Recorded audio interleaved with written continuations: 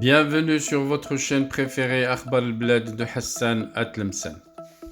Ramtan Lamamra, le ministre des Affaires étrangères algérien, joue avec le feu la veille du sommet arabe qui doit se tenir à Alger. Avant d'entrer dans les détails, je vous rappelle pour ne pas oublier de vous abonner à votre chaîne Akhbar al-Blad de Hassan Atlemsen. Et si vous êtes déjà abonné, n'oubliez surtout pas de cliquer sur la cloche pour être sûr de recevoir à chaque fois qu'il y a du nouveau sur la chaîne, le bip qui vous avise et qui vous invite à y aller pour être les premiers à consulter la nouvelle vidéo, les premiers à écouter les nouvelles informations sur votre chaîne préférée. 19h sur Akhbar al-Blad de Hassan Atlemsen. Bonsoir. Ramtan Lamamra veut jouer avec le feu la veille du prochain sommet arabe. À Boulghit, la Ligue arabe n'intervient pas dans le conflit du Sahara.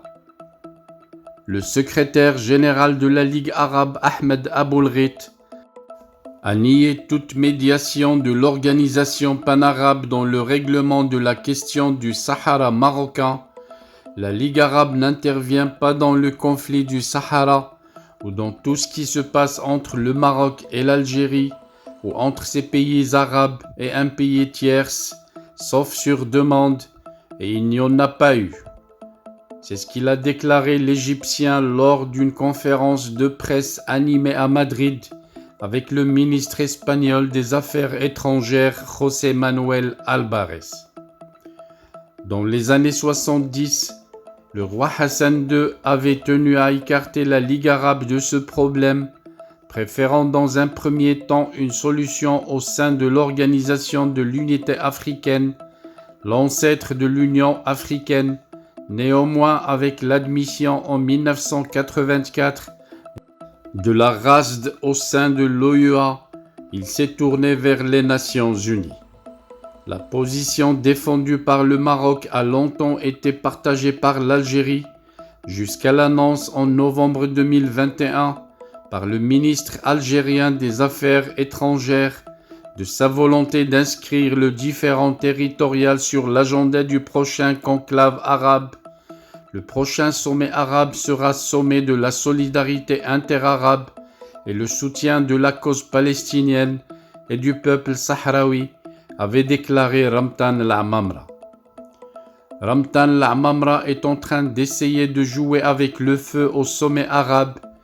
Et s'il le fait, il sera le premier à se brûler les doigts, car si on doit faire de la médiation dans ce sens, pourquoi ne pas inviter Farhat Mehenna pour faire la médiation entre le peuple kabyle et les dictateurs généraux d'Algérie? On peut même aller plus loin que ça. Combien de Sahara à l'Algérie, qui en vérité ne lui appartenait pas? Pourquoi ne pas faire de la médiation pour les Marocains du Sahara oriental, obligés de porter la nationalité algérienne, alors qu'à l'origine même les terres qu'ils ont achetées, ils étaient tirés au niveau des cadastres et de la conservation foncière du royaume chérifien. Le monde entier l'aura donc compris. Le problème du Sahara n'est pas un problème qui oppose le Maroc et des séparatistes terroristes, plus qu'il est un problème qui oppose le Maroc à l'Algérie, car au terme de près d'un demi-siècle d'assiduité, dans son soutien indéfectible à ce qui n'était qu'un groupe d'étudiants contestataires et dont elle a fait un front séparatiste baptisé Polisario, plus tard autoproclamé République fantoche, l'Algérie apparaît désormais, aux yeux de la communauté internationale, dans son ensemble, comme la vraie partie qui mène cette guerre acharnée contre le Maroc. Dans tous ses discours, et jusqu'à présent, les propos tenus la semaine dernière devant l'envoyé personnel du secrétaire général de l'ONU, Staffan de Mistura, l'illustre bien.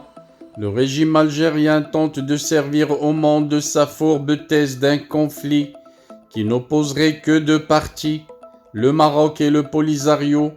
L'Algérie, elle, selon le pouvoir dictateur algérien, ne serait que l'État voisin qui défend de nobles principes dont le droit des peuples à disposer d'eux-mêmes et le respect du droit international.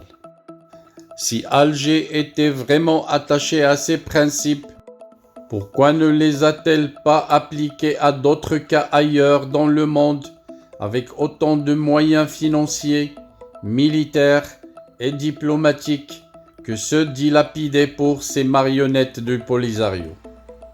Ni les Touaregs à ses frontières, ni les Kabyles à l'intérieur de ses frontières qui réclament le droit de disposer d'eux-mêmes, ni les Kurdes que la Turquie poursuit de ses bombardements jusque dans les États voisins, en Syrie et en Irak, ni même les Palestiniens dont il ne fait semblant de défendre les intérêts que dans un esprit de compétition avec le voisin le Maroc.